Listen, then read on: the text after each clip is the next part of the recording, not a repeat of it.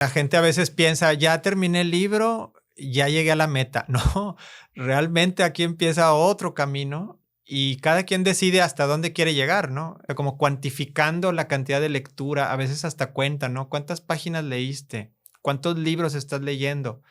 Y yo siento que no es por ahí. Yo siento que realmente se tiene que contagiar mediante un ejemplo y una enseñanza apasionada, vuelvo a la palabra.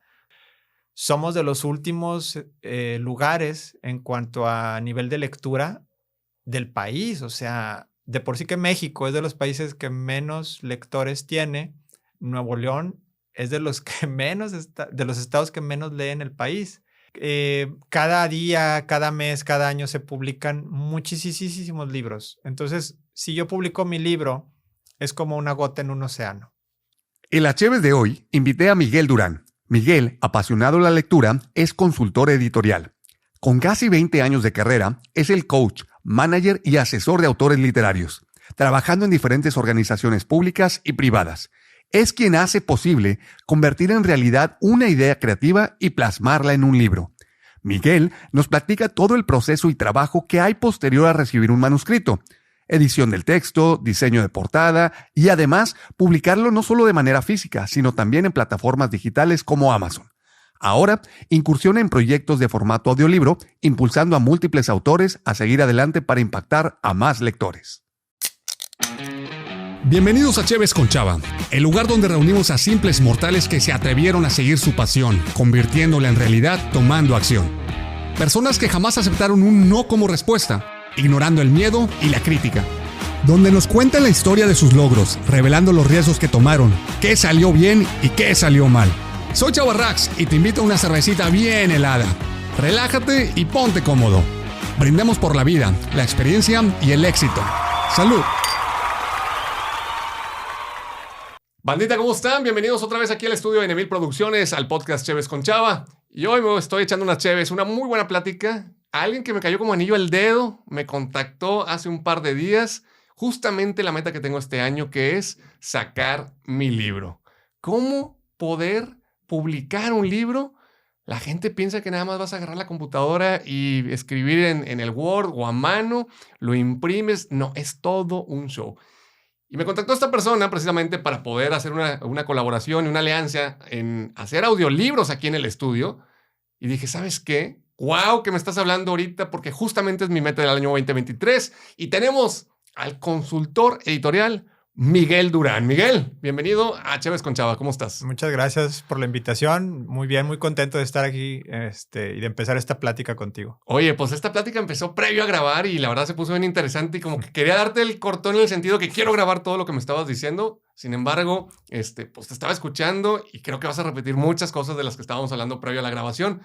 Miguel, ¿qué te dedicas? ¿Cómo llegaste tú a la onda literaria y a convertirte en un consultor editorial? ¿Qué es un consultor editorial?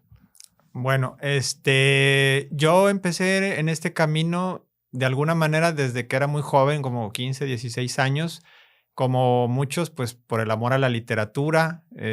Afortunadamente hubo personas que me encausaron por los clásicos. Empecé leyendo autores como, pues, no sé, Edgar Allan Poe, Julio Verne, Arthur Conan Doyle. Y lo disfrutaba mucho. En algún momento pensé en dedicarme a eso como profesión, pero pues luego hubo una cierta oposición de, ya sabes, la familia, la sociedad, que aquí no somos tan aficionados quizá a las artes. Y entonces estudié otra carrera. Por un tiempo me dediqué a una profesión, digamos, más orientada a la empresa, a la oficina. Pero pues yo lo traía eso, yo creo, como vocación verdadera. Y creo que siempre las cosas acaban dándose de alguna manera. O sea, uno retoma el camino que tiene pensado y pues se dieron ciertas circunstancias que me llevaron a colaborar con revistas culturales, con algunas instituciones culturales de Monterrey. Empecé a escribir, a publicar en algunos medios y trabajando con editores, conociendo el día a día del trabajo editorial, fue que yo me convertí a su vez en editor. Empecé pues a fijarme en cosas como la corrección de estilo, la redacción, cómo se construye un texto, cómo se pule un texto desde el primer borrador hasta su versión final.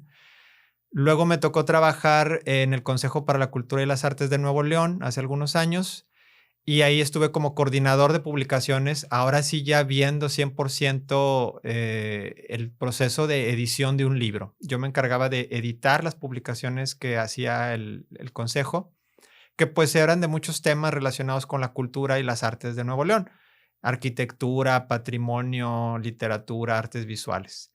Y ahí pues trabajaba con un equipo de gente creativa, con autores, con diseñadores, artistas, en fin. Y todo eso me fue dando como un panorama más amplio de lo que es el trabajo editorial, de todo lo que hay detrás de un libro. O sea, detrás de esos libros que compramos en alguna librería, pues hay un trabajo muy importante detrás, hay mucha gente involucrada, además de los autores. Y bueno, hace algunos años salí del consejo, empecé a trabajar por mi cuenta y pues realmente yo lo que hacía ya era más que el trabajo del editor que trabaja con el texto, sino que también asesoraba a la gente desde el proceso de escritura, a darles la retroalimentación, darles algunas ideas a la hora de trabajar sus textos. Y luego ahora sí retomar el trabajo cuando ya estábamos en una etapa de revisión del manuscrito, de irlo limpiando, puliendo. Luego coordinábamos el trabajo con diseñadores, con artistas visuales, con ilustradores para hacer el libro ya en esa etapa final del diseño y maquetación, que ya empieza ahora sí a tomar forma de libro, con una cubierta, con un diseño interior.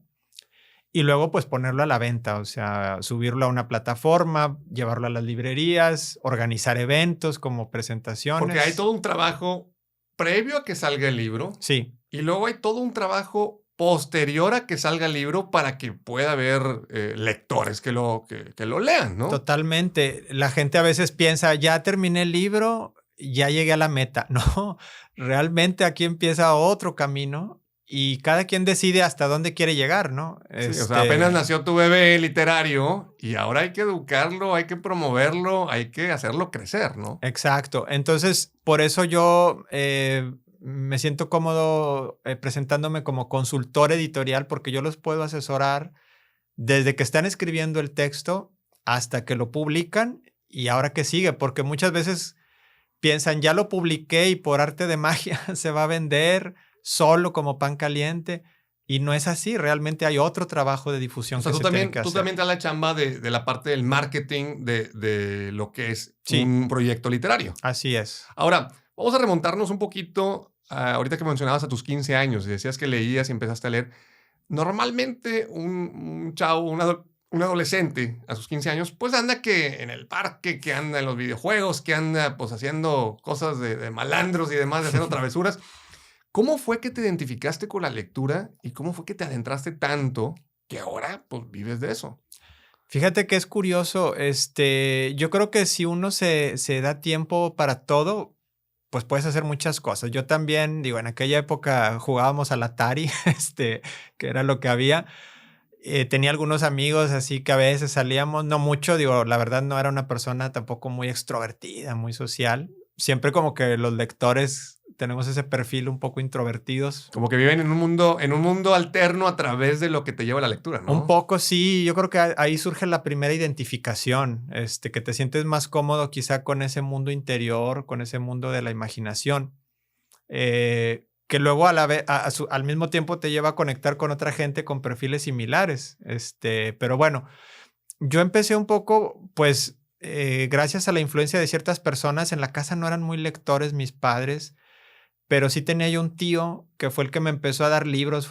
Yo a veces lo pienso así como fue mi dealer de libros, ¿no? Porque él me decía, oye, te voy a prestar este libro. Y yo creo que él tuvo una intuición muy acertada porque me fue dando los libros adecuados para engancharme.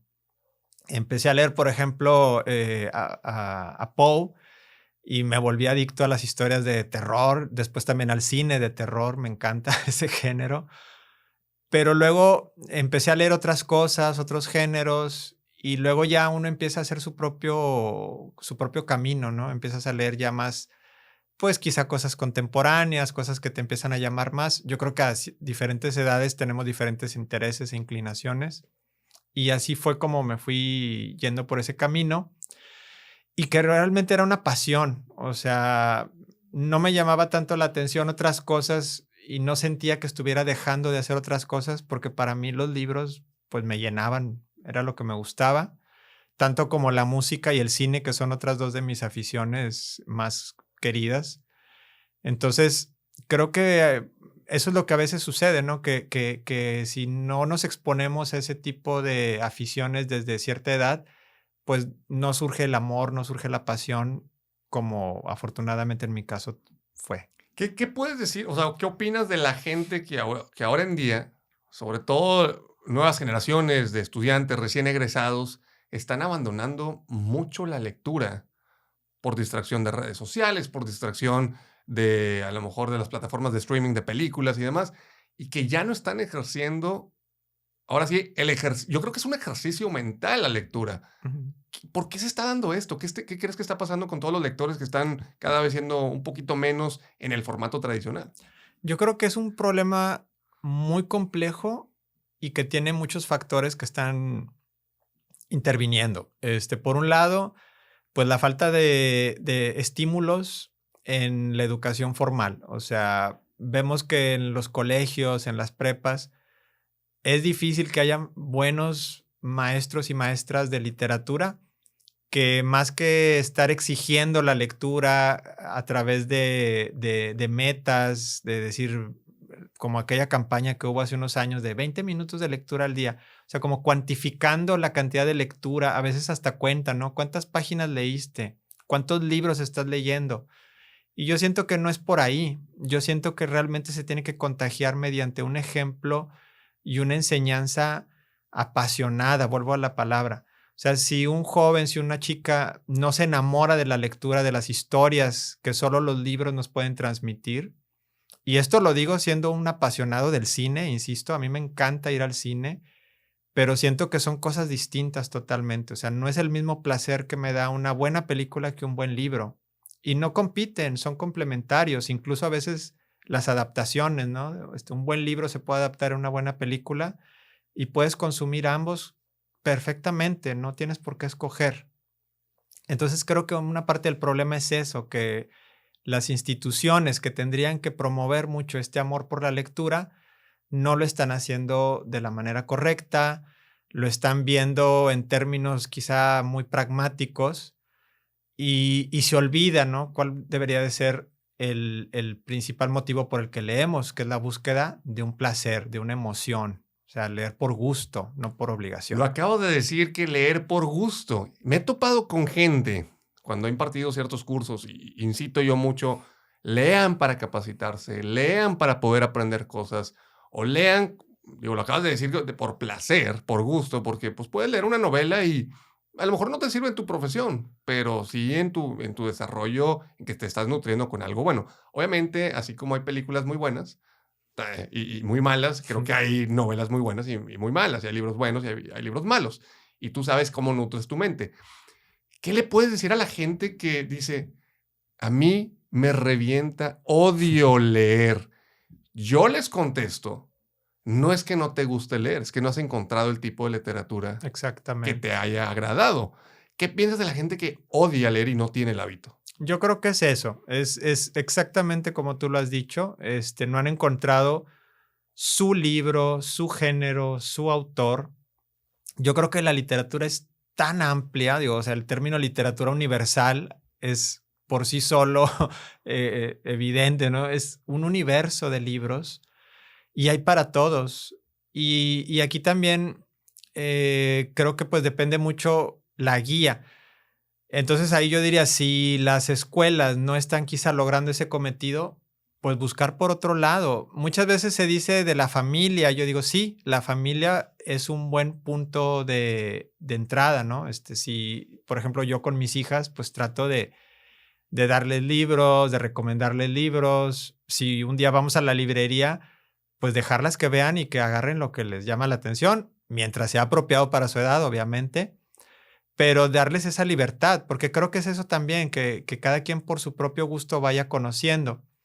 Ahora bien, en el caso de esta gente que tú dices, oye, no me gusta leer y les decimos, es que no has encontrado lo que te gusta, pues ayudarlos a encontrarlo. Entonces, hay muchas maneras. Lo ideal sería que pudieras ir a la librería platicar con alguien que sepa del tema y te recomendara. Y creo que ahí podemos empezar viendo, bueno, qué te gusta, qué tipo de música, qué tipo de series o de películas. ¿Te gusta el ejercicio? ¿Te gustan los negocios? Y entonces es como ir llenando un cuestionario en donde al final, pues alguien le va a recomendar el libro adecuado o el género adecuado a esa persona. Y creo que eso podría ayudar a que se fueran como enfocando en ciertos temas. Y luego la literatura tiene eso, que te van llevando, a mí me pasó, ¿no? Un autor te hace que descubras otro y luego ese te hace que te intereses por un tema. Entonces se va haciendo una cadena que nunca termina. Y creo que también hay muchas excusas de parte de la sociedad, de que es que a mí leer me duerme, leer me cansa, se me hace muy complicado. Y Ujú. empiezan a sacar todo ese tipo de excusas. Y es que creo que no han dado, desde mi punto de vista, ¿verdad? Ojo, esto es mi punto de vista. No han dado con ese libro que se adecue a tu personalidad, a tu nivel de habilidad de lectura, porque también creo que es una habilidad que se tiene que ejercer poco a poquito. Y, y por eso terminan por una mala experiencia o por un mal consejo de que alguien le dio un libro. Yo me acuerdo, esto necesito que quede grabado, yo me acuerdo que en secundaria teníamos una maestra de la clase de literatura y vaya que los títulos eran muy buenos. El Jardín Secreto, Frankenstein, incluso el Quijote y varios de estos, ¿no? Y me acuerdo que cuando el salón estaba haciendo su desmadre, su manera de aplacarnos era incrementando la cantidad de capítulos, de que si no se callan les encargo otro capítulo más. Y si no se callan y no ponen orden, otro capítulo más para la siguiente clase y va a haber quiz. Y dices, ¿cómo me estás castigando Ujú.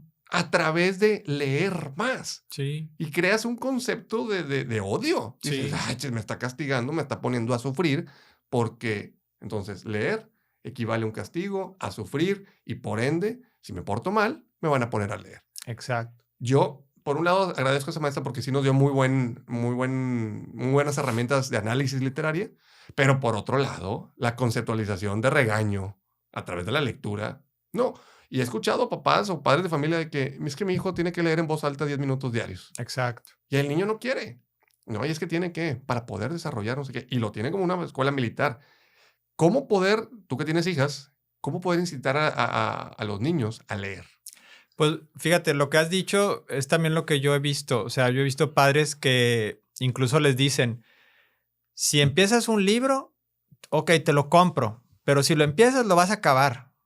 Y entonces, si no le gustó el libro, ya se fregó, porque el papá lo va a regañar y lo va a obligar a que lo termine y hasta le dicen, ya no te vuelvo a comprar un libro porque no acabaste el que estabas. Además ahí los dejas y además me haces gastar el dinero. Entonces, es lo que tú estás diciendo. Empiezas a relacionar los libros con una obligación, con un castigo, con un chin. ¿Para qué escogí este? No vuelvo a escoger un libro.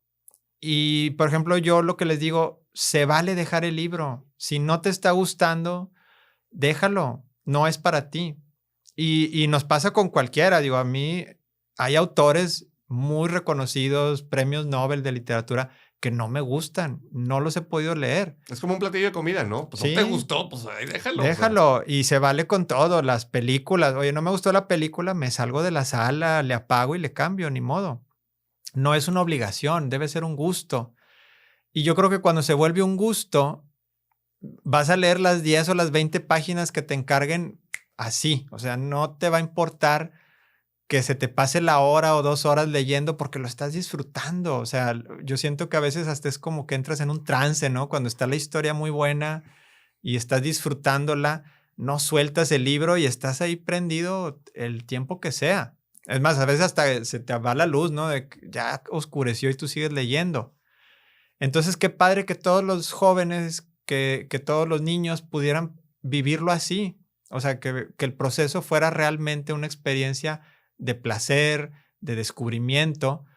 Ahorita que mencionabas lo de leer por trabajo, yo había visto unas encuestas que hacían aquí antes, pues, el Conaculta o la Secretaría de Cultura Federal, y era bien triste que, por ejemplo, digo, y aquí vamos a las encuestas incómodas para Nuevo León, somos de los últimos lugares en cuanto a nivel de lectura del país. O sea, de por sí que México es de los países que menos lectores tiene.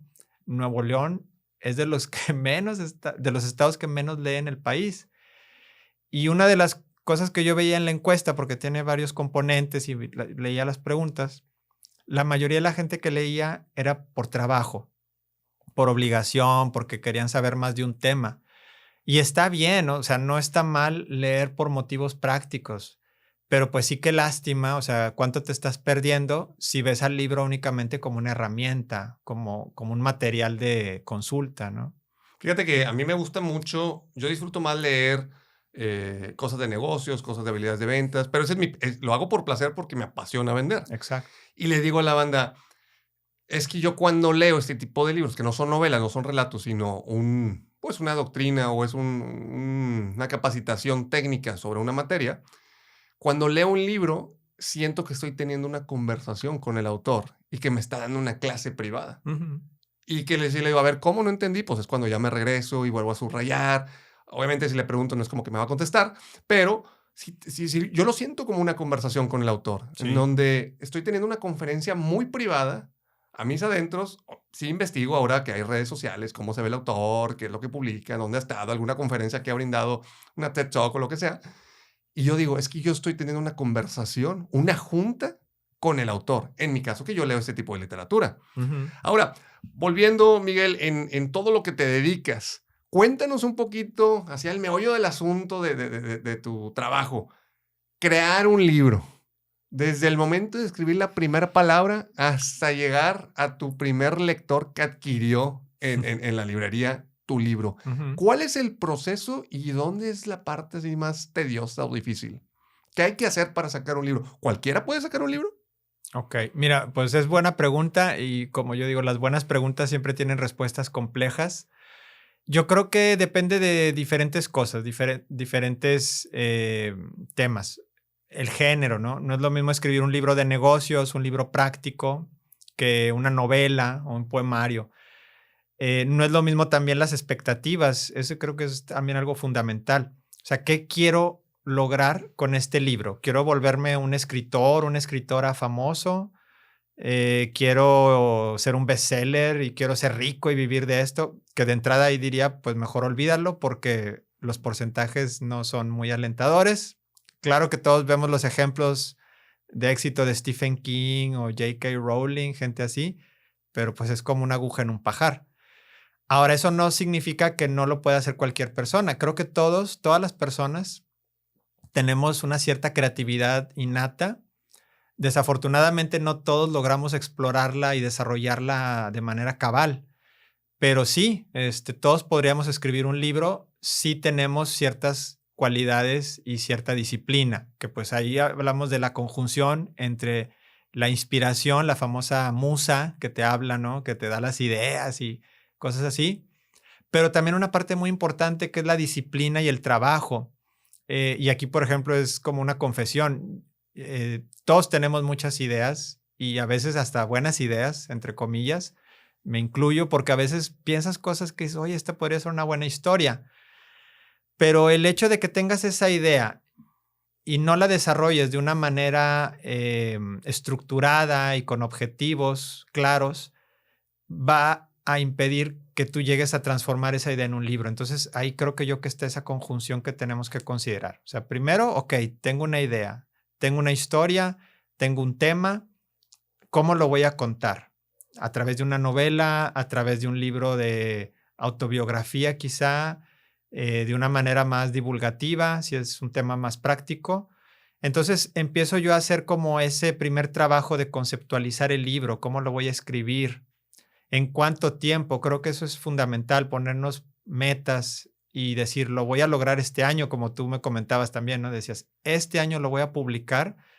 Creo que ese es el primer paso. O sea, si no, desafortunadamente lo vamos a ir dejando, sobre todo si no tenemos esa necesidad imperiosa, que a lo mejor vivimos de otras cosas, tenemos otra práctica, pues bueno, vamos a ir relegando esto como algo más, como un hobby, ¿no? Entonces no le vamos a dar esa prioridad. Pero si le empezamos a poner esas metas y esos objetivos específicos, lo vamos a poder terminar en tiempo y forma. Luego pasa el manuscrito que terminamos por un proceso de edición, que aquí vendría el trabajo que yo realizo, Aunque también a veces me toca trabajar con autores en la creación, porque pues siempre es bueno tener como otra opinión, no meternos de lleno en el manuscrito, sino también a veces escuchar. Pero en la edición, perdón que te interrumpa, pero Sí, la edición, ¿qué es? O sea, yo me imagino edición y cuando pues pienso en lo que yo me dedico, ¿no? Editar un audio, que es este podcast, editar un video, ¿qué dices? Le voy quitando las cositas buenas, malas, pero editar palabras de alguien más sin que pierda la esencia de ese alguien que lo escribió, así ¿dónde está es. la magia? ¿Qué es la edición de un libro? Fíjate que ese es el trabajo, digamos, el trabajo fino de un editor o de un corrector. Hay una etiqueta, un término que se usa mucho que es el corrector de estilo, que revisa el libro, el texto, y va más allá de una corrección de ortografía, porque mucha gente te va a decir, ay, pues si el Word ya te corrige la ortografía y la gramática, ahí te marcas si faltan acentos, si le faltan, si una letra es con S o con Z, pues el Word te lo va a decir. Sí, pero hay muchas cosas que no te va a decir. Por ejemplo, algo muy sencillo, los acentos diacríticos, ¿no? No es lo mismo decir menciono, mencionó. El Word no te va a detectar ese error si lo pusiste mal, pero un corrector sí. Ahora, a veces como escritores tenemos ciertos vicios o ciertos tics, muletillas. Quizá yo uso mucho una palabra, quizá uso mucho los adverbios que terminan en mente, probablemente, exactamente.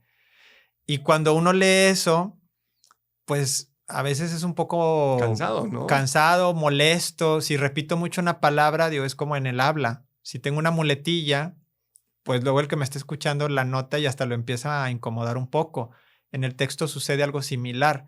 Si yo tengo ciertos vicios o defectos al escribir que no los noto porque yo lo escribí, no soy consciente de eso, un corrector o un editor sí los va a notar porque lo está viendo desde una perspectiva externa. Y ahí es donde me va a decir, oye, Salvador, oye, Miguel, fíjate que estás usando mucho esta palabra. O fíjate que estás usando mucho el qué. Le llaman el queísmo, ¿no? De decir, dijo que no le importaba que dijera que mañana, ese qué. Se Ah. nota mucho, sobre todo en la lectura en voz alta. Y eso no te le corrige el Word. Eso no lo corrige el Word, Ahorita porque no es un estaba, error. claro, no es un error como tal, pero no es la manera más propia de expresar una idea. No, y sabes que yo le recomiendo mucho a la gente al escribir o al revisar, léelo en voz alta. Y eso me lo enseñó un editor a mí cuando empezaba a trabajar en esto. Como dicen, es de esas cosas que quizá en la escuela no las ves, pero las ves en la vida real. A mí me decía mi editor, léelo en voz alta y te vas a dar cuenta de un montón de cosas que no las has detectado. Porque, por ejemplo, esas repeticiones o redundancias, esas palabras que se vuelven cacofónicas, se vuelven muy evidentes al leerlo en voz alta, Cacofónicas, nueva palabra que voy a aprender. ¿Qué es cacofónico? que suena mal. O sea, la cacofonía que suena mal, que suena Mm, feo. Por ejemplo, O sea, suena caca. exactamente algo así. Prácticamente. Si, por ejemplo, yo digo, oye, estoy abusando de esta palabra y pues en el texto salta, ¿no? Ya. O sea, la lectura en voz alta casi desnuda los defectos que pueda tener un texto. Entonces, a veces hasta yo lo estoy leyendo y digo, híjole, déjame le cambio. Con más razón, una persona externa que no lo escribió, lo va a leer y lo va a detectar. Estoy pensando las típicas frases, ¿no? Que el Word no te va a corregir, huele a traste que atrás te huele. O sea, prácticamente da lo mismo, pero en un sentido no suena bien, de otro sentido sí suena mejor. Y eso es más o menos lo que hace un editor, entonces. Eso, entre otras cosas. Luego, por ejemplo, ahí la gente iba a decir eso hace un momento y se me perdió la idea, pero más allá de la corrección de ortografía, también el estilo, o sea, no es que te cambia el estilo como dices. El buen editor tiene que respetar tu estilo como autor, pero adecuarlo a los lectores. Por ejemplo, ¿cuántas veces no vemos estos libros que son traducciones de un texto original en inglés al español de España? Y emplean todas estas palabras como que, oye, Gilipollas. gilipollas o no sé qué, majo, un lugar muy pijo. Y entonces un lector en México dice, ¿qué es eso? ¿De qué está hablando? ¿No? Entonces también un editor tendría que adecuar ese texto al lector mexicano para que pudiera decir, en vez de pijo, pues chido, en vez de gilipollas, pues Ajá, la ok, palabra ok. equivalente, ¿no? Y De hecho, pues, por eso en muchos softwares dices español México, Sí. español Latinoamérica, español España, ¿verdad? Exactamente, porque si bien ya la globalización y la cultura internacional nos ha abierto mucho a estas palabras y entendemos a qué se refieren, pues a veces sí puede haber términos que tengan una connotación totalmente distinta. ¿Qué otra cosa? Pues, por ejemplo, también a veces uno escribe el texto y para uno está muy claro, pues sí, porque uno tiene la idea en la cabeza, pero luego lo lee alguien más y dice, oye, aquí estabas hablando de una cosa y luego en el otro capítulo estás hablando de algo totalmente distinto. Está revuelto, me ¿Qué perdiste. pasó? Entonces el editor también tendría que ver eso y decirle al autor, ¿sabes qué? Creo que no estás estructurando bien esto. O sea, es como también una retroalimentación de un lector avanzado que te va a detectar posibles problemas en el texto. Oye, antes de avanzar a todo el proceso de sacar un libro, quiero preguntarte, ¿qué onda con los artistas, las celebridades, ahora influencers, que sacan su libro y por ahí me he enterado de uno que otro que utilizan el famosísimo Ghost Writer? Sí. O sea, el escritor fantasma, que ellos no escribieron el libro, pero digo, yo estoy en contra de eso. Sin embargo, sé que es una práctica muy común. Sí. ¿Qué pasa? Digo, habrá uno que otro artista o celebridad o influencer o lo que sea que sí escribió su libro tal cual y tuvo su proceso de edición, etcétera.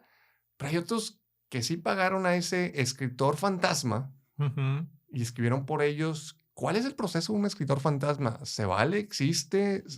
¿Sigue un fantasma y nunca se revela el fantasma? ¿Sabes que está ahí, pero nunca lo ves? Pues fíjate que ese es todo un tema. Es una práctica que tiene mucho tiempo. Quizá no es tan difundida, pero ha existido mucho tiempo en la literatura. Y como bien dices, pues era muy común desde hace varios años, desde hace muchas décadas, que pues había un político, un economista que a lo mejor era muy bueno para explicar la teoría económica en la clase, pero no tenía los fundamentos para escribir un libro de eso, pues recurrían a un escritor. Lo normal, digo, y a mí me ha tocado hacer también trabajo de ese tipo, lo normal es que haya un contrato, un convenio en donde el escritor va a escribir a partir de un dictado, de una plática, porque pues la persona, se entiende, no sabe escribir o no tiene tiempo para escribir. Entonces a lo mejor le va a decir al escritor, vente a mi casa y te voy a dictar todo esto y tú lo vas a escribir a manera de un libro. Entonces ahí tiene que ser un escritor que tenga cierta experiencia, porque pues el habla oral, o sea, el lenguaje que usamos en una conversación no necesariamente va a ir tal cual en el libro. Entonces hay que hacer una adaptación, hay que hacer diferentes trucos para también respetar el estilo de esa persona, o sea, que crean los lectores que sí lo escribió, por ejemplo, pues esta celebridad, pero que sí esté bien escrito desde un punto de vista literario. Y aquí depende de los géneros. Por ejemplo, muchos políticos, muchas figuras públicas escriben sus memorias como una autobiografía. Entonces, pues hay un estilo. Luego hay otras celebridades, como sobre todo quizá los influencers o así, que quizás es más como el chisme, ¿no? Divulgar y de contar cosas un poco más amarillistas. Bueno, pues es otro estilo. Hay que buscar un escritor, una escritora que le pueda dar ese tono, ¿no? Adecuado. Sí, porque se me viene a la mente, digo, es un librazo, leí parte de, no todo, mi esposa sí leyó todo, el de Michelle Obama, el libro de Michelle Obama. Todo el mundo sabe quién es Michelle Obama. Sí. Tiene millones de seguidores, fue la esposa, bueno, mejor dicho, es la esposa del que fue presidente de Estados Unidos, una mujer súper empoderada y pues, ya sabes quién es. Y yo me pregunto, Michelle Obama, con la agenda que tiene, ¿se habrá sentado y escrito todo? Y con el poder, los contactos, todo lo que está a su alrededor, ¿qué onda con esa persona? ¿En verdad es una escritora? Digo, no es una escritora como profesionista, me queda claro, tal vez sí, no lo sé. Estoy hablando sin juzgarla, más bien es evaluar qué es lo que sucede detrás de estas celebridades, que obviamente tienen una imagen pública y luego sacan un libro. Sí, fíjate que yo creo que hay cierta ambigüedad, y aquí es de esas zonas grises, ¿no? Que podemos estar a favor o en contra, pero pues van a seguir existiendo. Yo opino que por un lado sería importante la transparencia y la honestidad. Y decir, por ejemplo, yo he visto libros en donde publican, no sé, vamos a decir, el multimillonario Juan Pérez y luego en chiquito, con Miguel Durán. Y de alguna manera ahí va entonces implícito esa idea de que, bueno, es el libro del millonario Juan Pérez, pero lo escribió Miguel Durán. Entonces, ahí le das un poco de crédito al escritor fantasma, ya no es tan fantasma, ya Ya le pusiste se nombre, materializa ya. un poco. Ok. Pues quizá eso sería como más honesto, ¿no? Más franco. Entiendo que mucha gente por imagen, pues prefieren presentarse como el escritor o la escritora del libro, aunque no hayan tenido nada que ver, porque muchas veces ni siquiera se sientan con el escritor, sino que contratan a alguien más para que le dé material. A lo mejor le van a dar como los datos biográficos, le van a dar quizá pues algunas ideas y ahí sí va a ser tarea del escritor o la escritora fantasma hacer todo el libro y luego mandárselo a los representantes o a la propia figura pública para que lo aprueben. Y ellos lo van a firmar y va a haber un contrato de confidencialidad en donde nunca el escritor fantasma va a decir que él escribió el libro, por ejemplo, de Michelle Obama. O sea, él va a tener que guardar el secreto toda la vida porque pues así está en un contrato. Es una práctica muy común en el medio. Hay diferentes maneras de trabajarlo. Y bueno, pues ahí está. Creo que es... Cada quien tiene su conciencia, ¿no? O sea, tú sabes Sí. si descubrirlo o no descubrirlo y decirte tú el autor. Que yo no podría vivir con ese, vamos a llamarlo estafa, engaño, fraude. Digo, fraude dentro de lo legal, ¿verdad? Porque es una práctica muy común, como lo acabo de decir. Ahora, siguiendo con el paso para cualquier mortal que nos esté escuchando, que no es celebridad y que no es influencer y que no tiene esta exposición pública, tienes el escrito, te lo mandan, lo editas, que ya nos platicaste un poquito de la edición. Sí. Ahora, ¿cómo viene? Yo digo, ya tienes como la carnita, ¿no? Ya Sí. tienes así lo padre. ¿Cómo empiezas ya a decorarlo, se podría decir, con lo que viene después? ¿Qué sigue de la edición? Ok. Una vez que terminamos de editarlo, que ese es un trabajo en conjunto entre el editor y el autor o la autora, es como un ida y vuelta, ¿no? Porque no es una imposición. Por ejemplo, las correcciones que yo le hago a los manuscritos que reviso no son tajantes y no es como que, mira, esto vas a cambiar. A veces el autor tiene la prerrogativa, de hecho, debe de tener la última palabra y decir, ¿sabes qué? Gracias por la corrección, pero yo quiero que se quede así. Y a lo mejor por alguna razón en particular, pues bueno, hay que respetarlo porque es su libro. Aquí sí es su firma la que va a aparecer y él es el que lo va a registrar. Entonces, una vez que el manuscrito ha sido aprobado por el autor, pasaría a una etapa de diseño y maquetación, en donde normalmente, pues lo más recomendable es que trabajemos con un diseñador o una diseñadora con experiencia editorial para que empiece a darle forma de libro a ese manuscrito, que para que se entienda en términos de informática, o sea, nosotros, el editor y la autora, trabajamos con un Word, pues ya yo editando con la diseñadora, pues vamos a trabajar con un PDF y vamos a usar otros programas de diseño más especializados para empezar a hacer, por ejemplo, el tamaño del libro. Tú sabes que el libro pues no es tamaño carta como la hoja de Word. Tienen distintas medidas y vamos a la librería, fácilmente vamos a ver quizá 30 medidas distintas de libros. Desde el paperback, de consumo masivo que encontramos en los aeropuertos, que es un librito de bolsillo, hasta estos libros que le llaman coffee table books, que son estos libros muy bonitos de tapa dura, ilustrados. Y tienen telita. Que tienen tela y que vamos a poner a lo mejor en la mesa de la sala y miden 30 por 40 centímetros. O sea, hay una infinidad de tamaños, tipografías, estilos, en fin. Los diseñadores empiezan a darle ese trabajo para que el libro ahora sí pase a una etapa en la que ya empezamos a hablar propiamente de un libro. Antes estábamos hablando de un manuscrito o de un borrador, ahora sí ya hablamos de un libro. Y aquí también pues se vuelve un proceso de ida y vuelta. Por ejemplo, yo con el equipo que trabajo, hacemos propuestas para la cubierta del libro.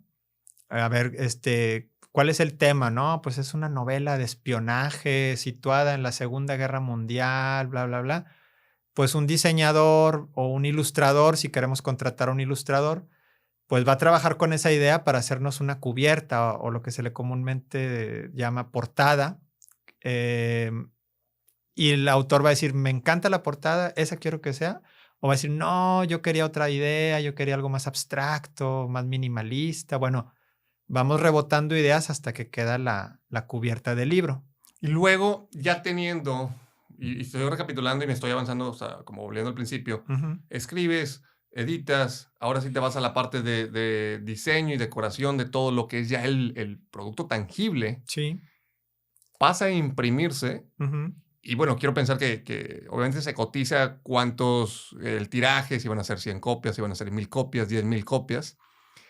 La parte de la difusión, la parte del marketing, ¿cómo empieza ese proceso? ¿O por qué lado? Porque digo, claro que tiene que ver con la intención del autor, pero normalmente vamos a suponer a alguien que dice, yo quiero vender la mayor cantidad de libros posible en las librerías. Ahora que sigue, ¿se hacen convenios con las librerías o cómo sucede esa parte? Ok. Bueno, nada más recapitulando un poquito lo del diseño. Al terminar el diseño tenemos un producto final, como dices, que tiene dos modalidades. Puede ser el libro electrónico, que se ha puesto muy de moda en los últimos años, que es el que podríamos encontrar en una plataforma como Amazon, o el libro físico tradicional que vamos a imprimir en la imprenta y vamos a poner en los estantes de las librerías. Entonces, dependiendo de cuál es el canal, va a ser mi estrategia. Si yo me voy a ir a Amazon o si yo me voy a ir a la librería física o voy a manejar ambos canales de venta, pues voy a pensar mi estrategia en función a qué quiero lograr. Oye, quiero vender muchos libros, va a ser una inversión, sobre todo en publicidad en Amazon, que tienen diferentes paquetes. Realmente es una plataforma muy completa que se ha posicionado y aquí también volvemos a la ambigüedad moral. Habrá quien los critique, habrá quien diga que pues, es un modelo de negocios, pero la realidad es que pues, es el número uno en ventas de libros por muchas razones. Entonces, si yo me voy a ir a Amazon, pues voy a pensar mi estrategia de mercadeo y de difusión en función a esos clientes que tienen a nivel mundial. Si yo me voy a las librerías físicas, como dices tú, pues depende. Casi todas las librerías van a pedir un trato en consignación, le llaman, en el cual me van a recibir los libros, pero no me los van a pagar hasta que ellos los vendan. O sea, la librería solamente los va a recibir, digamos, prestados, a ver si se venden. Y los que se vendan son los que me van a pagar. Los que no se vendan me los van a devolver después de cierto tiempo. Cada librería tiene sus políticas. Hay cadenas muy grandes a nivel nacional en donde hacen negociaciones pues un poco desventajosas quizá para los autores, pero pues bueno, es un negocio. Hay librerías independientes, locales o en otras ciudades más pequeñas, en donde quizá el autor puede ir directamente y establecer un convenio más de ganar-ganar, ¿no? Depende. Ahora, viene una parte importante que yo supe el caso de un buen amigo que sacó su obra literaria y se la piratearon en el sentido de que no tuvo, a lo mejor lo voy a decir incorrectamente, ISBN o IBCN. Y el ISBN. ISBN. Ok. Que ese numerito, que el registro como propiedad intelectual. ¿Qué onda con que si eres dueño o no dueño de lo que tú mismo escribiste y trabajaste durante un buen tiempo en conjunto con un equipo de diseñadores y editores? Muy bien. Bueno, aquí hay que distinguir dos cosas, aunque en México hay un Instituto Nacional del Derecho de Autor que hace ambos trámites. Uno es el derecho de una obra creativa o intelectual y otro es el número ISBN, que es un número de identificación. Como las placas del libro, ¿no? Haz de cuenta, o sea, el ISBN es único y nos dice qué libro es, cuándo se editó, en dónde y hasta nos debe de decir sus características físicas, cuántas páginas tiene, si está impreso en pasta dura o en pasta suave. Entonces, por eso es muy importante que sea muy precisa la información. Son dos trámites distintos. El ISBN, yo incluso me atrevería a llamarlo opcional, porque no todos los libros tienen ISBN y ahorita, aunque alguien se escandalice, alguien que sepa del tema y va a decir, ¿cómo está diciendo eso? Ahorita voy a explicar por qué. Pero el trámite que sí es muy importante hacerlo es el registro de la obra para que tengas el derecho de autor o el copyright, que hemos visto siempre esta letrita C con un circulito. Ese es el que a mí me defiende y me otorga la propiedad intelectual de un libro. En caso de que hubiera un plagio, que alguien, por ejemplo, vamos a suponer que yo mandé el libro con un diseñador y el diseñador quizá pues por oportunismo, por alguna razón o por accidente, puede ser, le pasó el PDF a alguien más y esa persona consideró que el libro tenía un cierto potencial y lo sacó por su cuenta como si fuera de él. Entonces eso es un plagio, ahorita que está muy de moda el tema en México, desafortunadamente. Pues bueno, si yo hice el trámite del registro de la obra ante el INDAUTOR, yo debo de tener un certificado que me protege y me otorga la titularidad de esos derechos. Entonces, yo puedo demandar a la otra persona que me plagió y la otra persona me va a tener que pagar los gastos legales en que yo incurra y destruir todas las copias que haya publicado del libro e incluso, pues, con un buen abogado, yo recibiría compensaciones por ese sentido. Okay. Es bien importante hacer ese trámite. Es un trámite relativamente sencillo y muy económico y muchas veces no lo hacemos por desinformación y luego nos exponemos a que suceda algo así. No es muy frecuente, pero puede suceder, sobre todo si tenemos un libro de un tema como negocios, que pues tiene un público muy amplio y puede ser relativamente exitoso, pues hay que tener cuidado y yo siempre les recomiendo que al empezar el manuscrito o al ir terminando el manuscrito, antes de pasar a la etapa de diseño, consideremos hacer el trámite del registro de la obra, porque yo no puedo registrar en Indautor nada más el título de mi libro y un resumencito de qué se va a tratar. Eso no lo puedo registrar. Lo que sí puedo registrar es el manuscrito ya casi terminado. Aunque vaya a tener cambios de puntuación o de alguna palabra, en esencia ya es el libro final. Y eso sí lo puedo registrar y proteger. ¿Qué pasa cuando tienes un libro y resulta ser que sacas la primera edición y 3 años le hiciste unas mejoras porque pues se vale Sí. de repente ahí echarle un poquito más de reestructuración a la obra literaria? Tiene otro ISBN. Sí. Como decía antes, el ISBN identifica una obra en particular, entonces... En todos sus sentidos. Sí. No es lo mismo, por ejemplo, el libro impreso que el libro electrónico. Aunque sea la misma novela, por ejemplo, vamos a decir, 100 años de soledad. La primera edición tenía un ISBN, todas las ediciones subsecuentes tienen su propio ISBN. Cuando salió la edición del libro electrónico, le sacaron otro ISBN.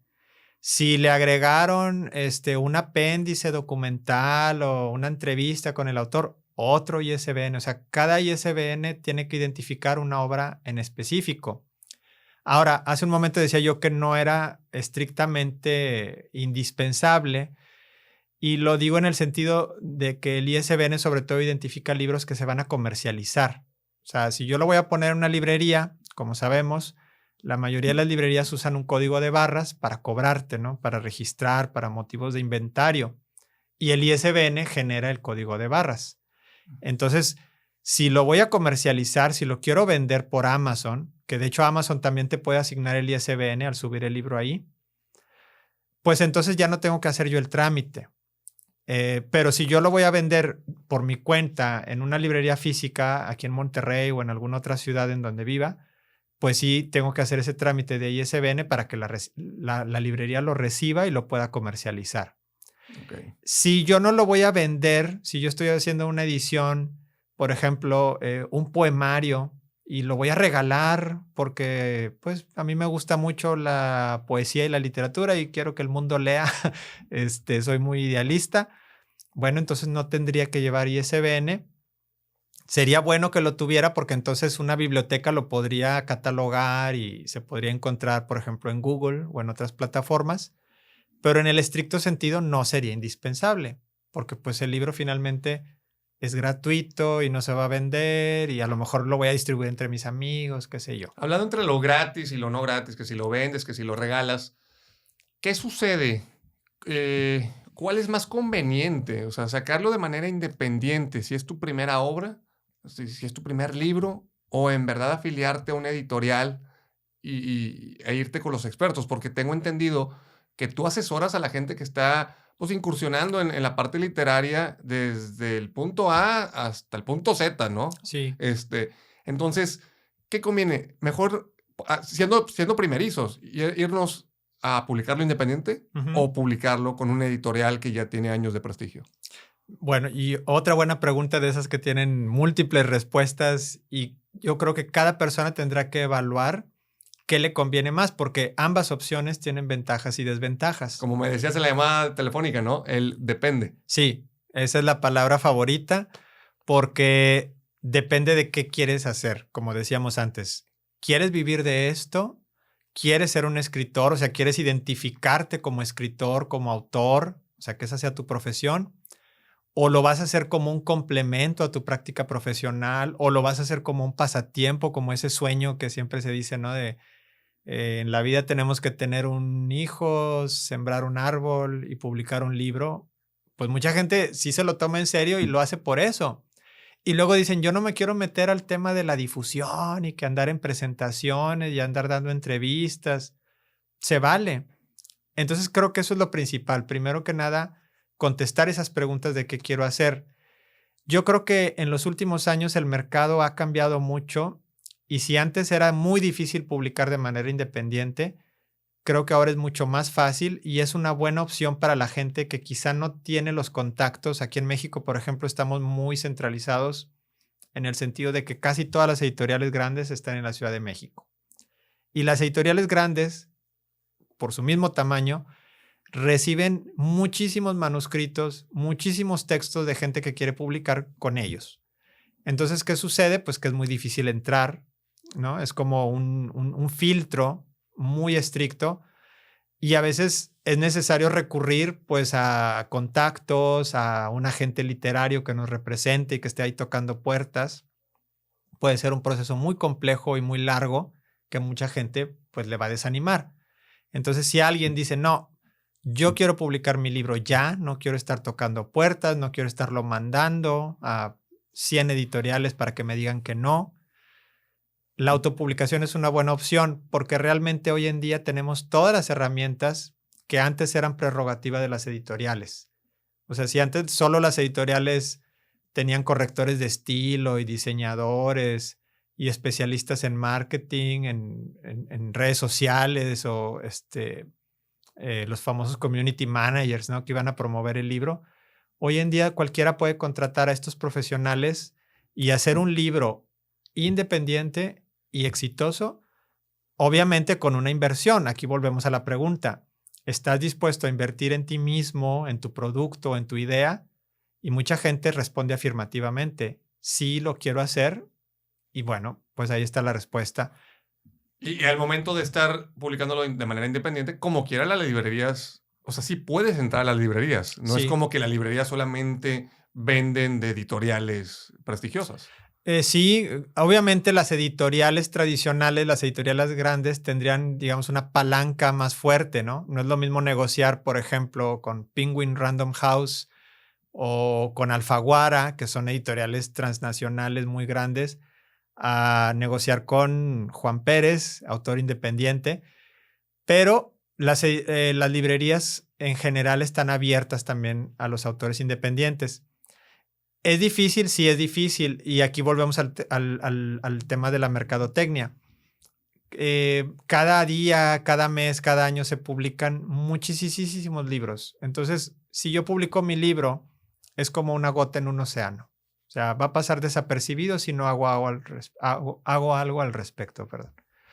Entonces, aquí depende mucho de la difusión que yo quiera hacer. Las editoriales tienen presupuestos destinados para eso. Cuando una editorial firma un contrato con un autor o con una autora, pues lógicamente ya va a haber un interés comercial en promover ese libro, en mandar a la autora a eventos, a las ferias del libro, a las entrevistas en radio y televisión, en hacerle lives en Facebook o Instagram. Entonces, pues ahí va a estar la difusión. Los autores independientes pueden hacer lo mismo y creo que esa es la clave, que uno diga, bueno, yo también voy a hacer ese camino y luego incluso puedes dar el salto. Hay un caso muy famoso que yo lo uso a veces como ejemplo del autor de una novela que se llamaba El Marciano y cuando él la quiso publicar a través de una editorial en Estados Unidos, pues fue rechazado. Nadie le interesó, nadie le ofreció nada. Entonces él la publicó en Amazon, se volvió muy popular, se volvió un bestseller y entonces una editorial tomó nota y la compró y luego la vendió para adaptarla en cine y se volvió una película dirigida por Ridley Scott, protagonizada por Matt Damon, o sea, cartelera de lujo, ¿no? Una gran película de un libro que comenzó siendo una autopublicación independiente en Amazon. Bueno, pero quiero pensar que el autor de alguna otra manera sí le fue compensado todo este asunto, ¿no? Sí, sí, sí. O sea, no porque haya sido de manera independiente, se limitó o lo hicieron a un lado en el crédito que le tienen que dar, ¿no? Tanto económico como, obviamente, prestigio. Sí, es que aquí ya entran muchas cuestiones. Finalmente, la subjetividad existe. O sea, también las editoriales se pueden equivocar. Digo, hemos escuchado el caso de la misma J.K. Rowling que mencionaba antes y su novela Harry Potter, cómo fue rechazada por creo que 12 editoriales, hasta que finalmente una le dijo, va, yo la publico y bueno, como dicen, el resto es historia. Entonces, pues sí, muchas editoriales pueden estar rechazando un buen libro, un buen autor, y uno se queda con la idea de que, oye, entonces es que mi libro no sirve. Pues no, no es así. Simplemente no es del gusto de esas editoriales. Entonces, eso es la razón más para lanzarse por nuestra cuenta. Sí, que hay que tener en cuenta y quiero pensar que los rechazos es porque la editorial le tiene que ser negocio, a eso se dedican. Si no Sí. les es negocio, pues te van a hacer un lado, ¿no? Sí, hay una faceta muy poco conocida y bueno, que nos llevaría quizá a otra conversación de qué sucede con los libros que no se venden, ¿no? Efectivamente, pues la editorial tiene que hacer negocio y como decíamos al principio de la charla, pues cada vez menos gente lee. Entonces, es un negocio muy difícil en donde cada vez las editoriales se ponen más exigentes y realmente buscan ese potencial. No solo de que ese libro sea exitoso, sino de que ese autor me pueda dar más libros exitosos. Muchas veces hasta se fijan, oye, escribió una buena novela. El potencial. ¿Va a poder escribir más? ¿Me va a hacer una trilogía? ¿Me va a hacer una serie de libros? ¿O es como dicen, un one hit wonder? Entonces, ahí también a veces son como apuestas que las editoriales tienen que emprender. Y cuando yo lo hago por mi cuenta, pues yo estoy apostando por mí mismo. A lo mejor yo quería publicar un libro y ya. No tengo intención en publicar un segundo libro. Morir en paz ya con mi meta, ¿no? Y lo hemos visto. O sea, ha habido grandes autores de la literatura universal que escribieron una sola novela o 2 novelas y se retiraron. Se dedicaron a otra cosa. Y está bien, o sea, cada quien. Oye, Miguel, ya para ir cerrando un poquito, porque, digo, este tema, como tú dices, todo un universo. Sí, sí. ¿Qué define? Ahora sí vamos a la parte de negocio, porque al final de cuentas creo que todo lo que hacemos en la vida, pues te tiene que dar para vivir, ¿no? Ojalá todos pudiéramos vivir nuestra pasión, pero a veces como que olvidamos esa parte comercial o al revés, nos enfocamos tanto en la comercial que olvidamos el verdadero propósito del cual empezaste. Pero ¿cómo definir el precio de un libro? Porque yo he visto libros prácticamente así a simple vista, uno de 250 pesos y el otro me cuesta 600 pesos.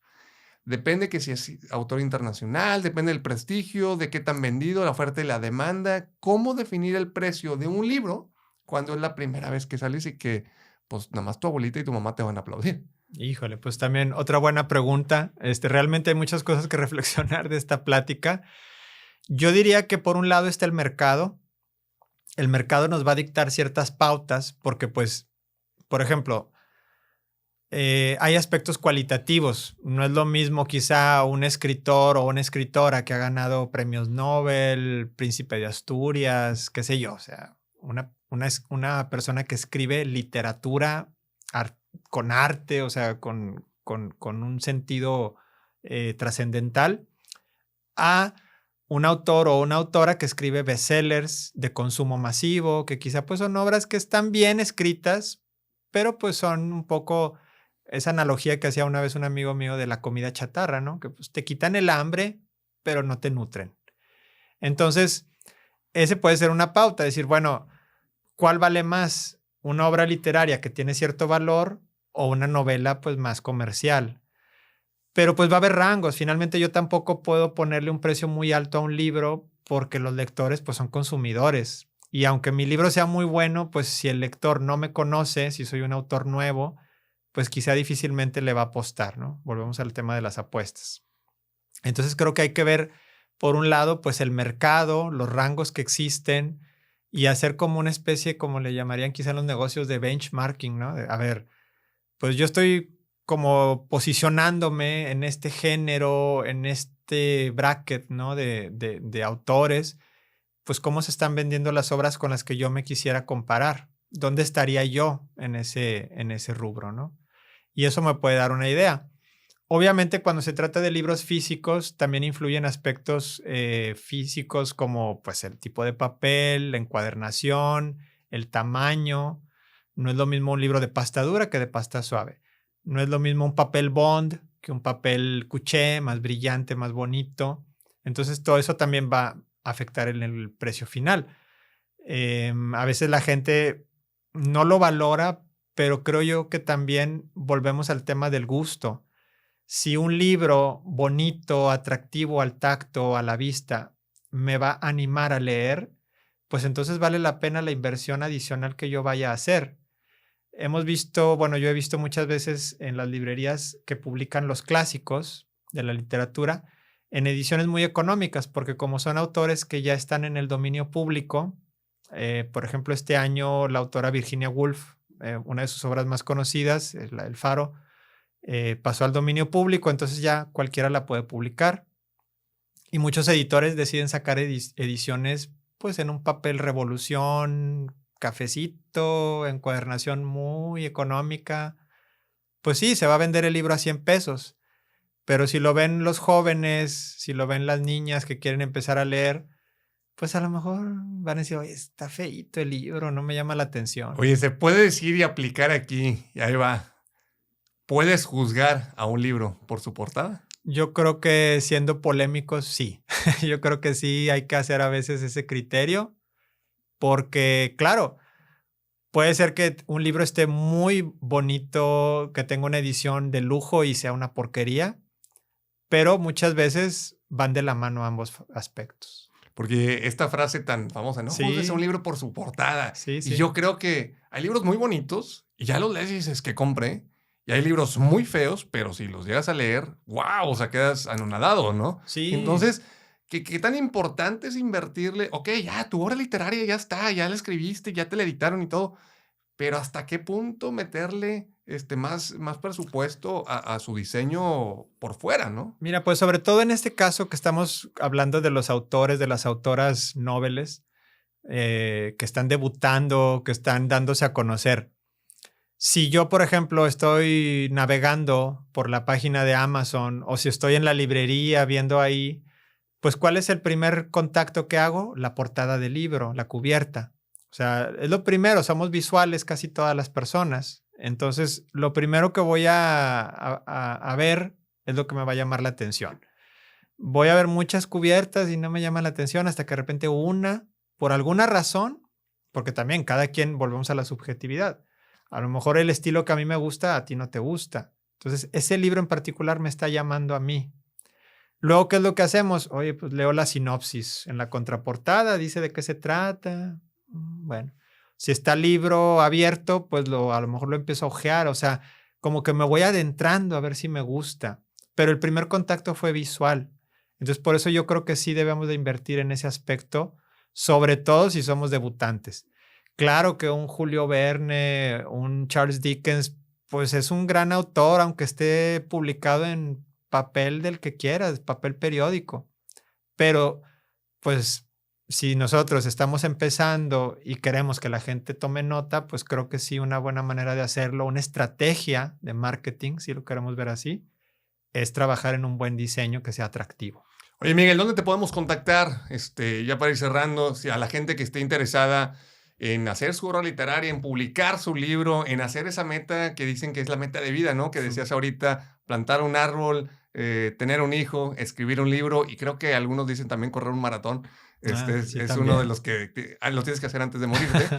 Y a mí me falta nada más escribir un libro. Entonces, ¿dónde te pueden contactar para poder conocer un poquito más de tus servicios y en una de esas, pues ahora sí, empezar su proyecto como tal? Ok, muchas gracias. Pues sí, mira, en las redes sociales como Facebook e Instagram me pueden encontrar como Miguel Durán, consultor editorial. Ahí trato de publicar a veces pues como noticias o algunas cosas relacionadas con este mundo del libro, la escritura, cosas así. Y si desean hacer una consulta sin ningún compromiso, la verdad es que a mí me encanta hablar de este tema y si los puedo asesorar y platicarles un poco de qué se trata este camino, me pueden llamar o mandar un mensaje de WhatsApp o Telegram al 81 23 73 84 41. Creo que esas son las vías más frecuentes por las que me pueden contactar. Y cualquier consulta, desde el proceso de creación, de cómo empezar, hasta temas de como qué libros leer, ahorita que hablamos de la lectura, o ya más profesional de difusión, de marketing, con todo gusto platicamos. Tu taller que vas a impartir ahora en febrero, ¿de qué se va a tratar? Ah, perfecto. Muchas gracias por mencionarlo. El 18 de febrero voy a impartir un taller de publicación independiente o autopublicación. Es un taller intensivo de 3 horas y media, 4 horas más o menos. Es toda una mañana de trabajo.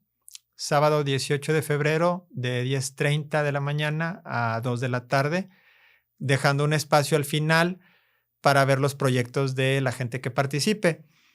Todo lo que hemos platicado hoy lo vamos a ver aterrizándolo un poco a la ruta que sigue un autor o una autora desde que tiene ya su manuscrito o ya está por terminarlo hasta que va a publicarlo en la plataforma digital o en la imprenta para llevarlo a una librería impresa. O sea, cuáles son los pasos, qué hay que considerar, lo que mencionábamos de aspectos legales, en fin.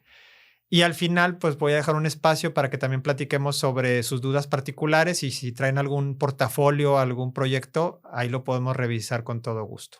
Perfectísimo. ¿Alguna frase matona referente a los libros, a la lectura, a la escritura? ¿Qué podrías decirnos? Una filosofía de vida que tú tengas muy arraigada. Híjole, pues hay muchísimas, pero yo me quedaría con lo que platicábamos hoy de la pasión. O sea, animémonos a cultivar la pasión por la lectura, por los libros y, ¿por qué no?, por la escritura.